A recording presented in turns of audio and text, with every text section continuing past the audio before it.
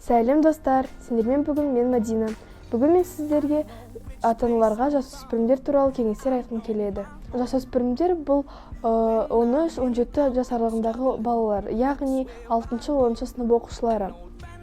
Ата-аналар, менің сіздерге бірінші кеңесім осы жастағы балалармен ұрсыспай сөйлесіңдер, себебі біз жасөспірімдер барлығын жүрегімізге жақын қабылдаймыз.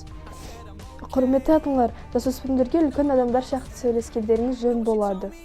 Екінші кеңесім баланың жеке кеңістігі болу керек, яғни сіз баланың телефонына рұқсатсыз кірмеу, бөлмеге тоқылдатып кіру және күніне баланы бірнеше сағатқа жалғыз қалдыру керексіз.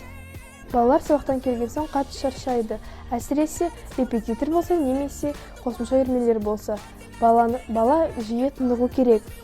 Демалыс күндері оны міндетті түрде достармен далаға шығуға жіберіңіз, өйткені жасөспірімдер достармен қыдырғанды жақсы көреді.